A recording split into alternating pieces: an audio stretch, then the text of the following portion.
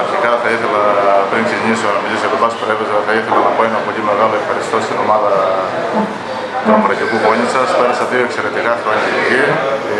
Έχουν κάνει ο κόσμος ελληνικές συνελεύσεις.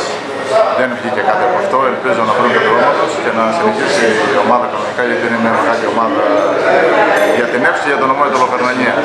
Τώρα, όσο αφορά τον Πας Πρέβεζα, ο πρόεδρος μαζί με το Συμβούλιο από την πρώτη στιγμή δείξαν πολύ μεγάλο ενδιαφέρον. Δεν κρύβω ότι μίλησα και με άλλες ομάδες του ίδιου ομίλου.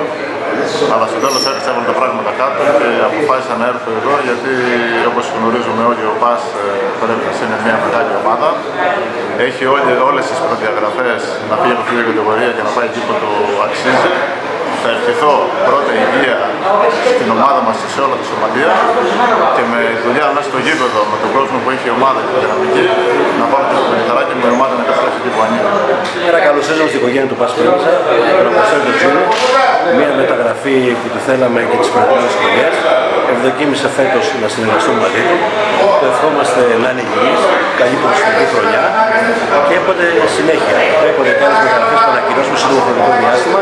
Όλο το Συμβούλιο έχει πέσει πάνω να φτιάξει ένα Πας Πρέβεζα δυνατό, πάρα πολύ, να πρωταγωνιστήσει τον δρόμο, με στόχο τη ΓΑΜΑ Εθνική. Πιστεύω στις φιλοδοξίες του κόσμου και τα όνειρα της διοίκησης να πραγματοποιηθούν και να έχουμε μια καλή χρονιά με υγεία και τα πάντα. Και θέλω να ευχαριστήσω όλους από το Συμβούλιο που αυτό το διάστημα τρέχει πώς, για να μπορέσουν να φέρουν οτιδήποτε καλύτερο υπάρχει στην ομάδα του στην οικογένεια του Πας Πρέβεζα. Δεν χρειάζεται να λέμε περισσότερα. Την αξία του Αποστόλη του Τζούνιο την ξέρουμε όλοι. Ξέρουμε ποιος το ζες είναι, ξέρουμε το παρελθόν του, ξέρουμε που έχει παίξει, ξέρουμε τι έχει προσφέρει και ευελπιστούμε να κάνει με εμάς καταπληκτικές χρονιές, ώστε και εμείς να ευχαριστηθούμε με τις επιλογές που έχουμε κάνει.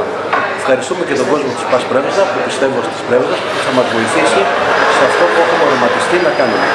Δεν χρειάζεται να πούμε περισσότερα λόγια, τα περισσότερα λόγια τα πούμε σε γήπεδο και εκεί φαίνεται πραγματικά αν οι μεταγραφές μας θα είναι επιτυχημένες και πετύχουμε το στόχο μας που είναι η άνοδο μας στη ΓΑΜΑ Εθνική.